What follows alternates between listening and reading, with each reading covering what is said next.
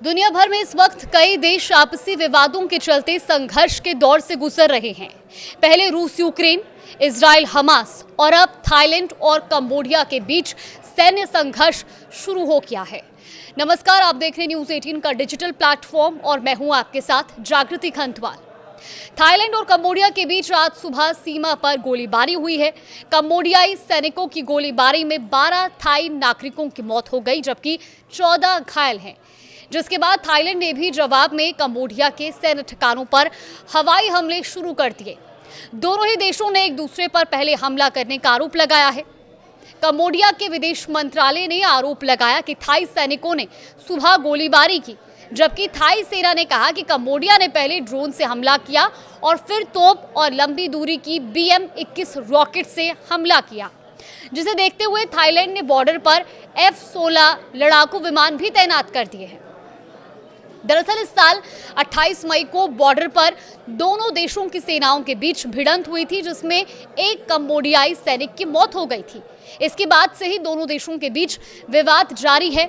इन हमलों के बाद थाईलैंड ने सीमा से लगे 86 गांव से लगभग 40,000 नागरिकों को सुरक्षित जगहों पर भी भेज दिया है।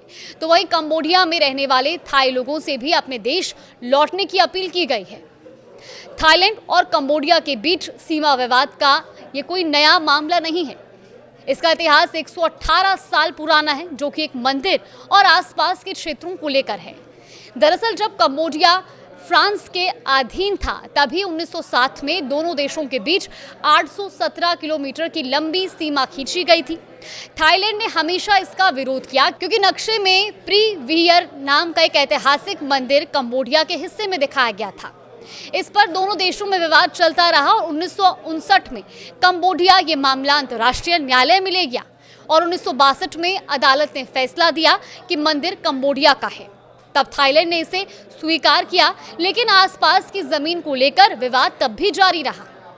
लेकिन 2008 में ये विवाद तब और ज्यादा बढ़ गया जब कंबोडिया ने इस मंदिर को यूनेस्को की वर्ल्ड हेरिटेज साइट में शामिल करने की कोशिश की। मंदिर को मान्यता मिलने के बाद दोनों देशों की सेनाओं में फिर विवाद शुरू हो गया और 2011 में तो हालात इतने बिगड़ गए कि हजारों लोग अपने घर छोड़ने पर मजबूर हो गए, जिसके बाद साल 2011 में इंटरनेशनल कोर्ट ऑफ जस्टिस ने दोनों देशों को विवादित क्षेत्र से सैनिक हटाने के आदेश दिए और 2013 में फिर से पुष्टि की कि मंदिर और उसके आसपास का क्षेत्र कंबोडिया का है। लेकिन सीमा का मुद्दा अब तक पूरी तरह हल नहीं हो पाया है। इस विवाद के बावजूद थाईलैंड और कंबोडिया दुनिया के सबसे अच्छे पड़ोसी देशों में से एक माने जाते हैं। कुछ साल पहले तक दोनों देशों के नेताओं का मानना था कि उनकी दोस्ती कभी नहीं टूटेगी, क्योंकि वो एक लंबी सीमा साझा करते हैं और मिलकर आगे बढ़ना उनके लिए बेहद जरूरी है। लेकिन हाल के समय में हालात बदल गए, उनके बीच तनाव काफी बढ़ गया। 28 मई को एमरलाड ट्रायंगल पर दोनों देशों की सेनाओं ने भिड़ंत की और आपस में ये विवाद बढ़ गया, जिसमें एक कंबोडियाई सैनिक की मौत हो गई। सैनिक की मौत से नाराज होकर कंबोडिया के नेता हुन सेन ने सीमा पर और सैनिक और हथियार भेजने का आदेश दिया। उन्होंने कहा कि वो युद्ध नहीं चाहते, लेकिन हमला होने पर जवाब देना पड़ेगा। थाई PM ने इसके जवाब में कहा कि थाईलैंड ऐसी किसी भी धमकी को बर्दाश्त नहीं करेगा। इसके बाद कंबोडिया ने धमकी दी कि वो इस विवाद को अंतर्राष्ट्रीय अदालत में ले जाएगा, लेकिन थाईलैंड ने यह कहकर इनकार कर दिया कि वो अदालत के अधिकार को नहीं मानता। इसके बाद थाईलैंड ने कंबोडिया की बिजली और इंटरनेट सेवा रोकने की धमकी दी, तो कंबोडिया ने थाई TV और फिल्मों पर बैन लगा दिया और थाई प्रोडक्ट्स के आयात पर भी रोक लगा दी। थाईलैंड ने भी कंबोडिया जाने वाले अपने मजदूरों को सीमा पार करने से रोक दिया। दोनों देशों के बीच विवाद बढ़ने के बाद 15 जून को थाईलैंड की PM पाइतोंगतार्न शिनावात्रा ने कंबोडिया के नेता हुन सेन से फोन पर बातचीत की थी और इसमें बातचीत में उन्होंने थाई सेना के कमांडर की आलोचना की थी। इसे थाईलैंड में गंभीर मामला माना जाता है, क्योंकि सेना का वहां काफी प्रभाव है और इस बातचीत के लीक होने के बाद देश भर में गुस्सा फैल गया। इसके बाद कोर्ट ने PM को पद से हटा दिया।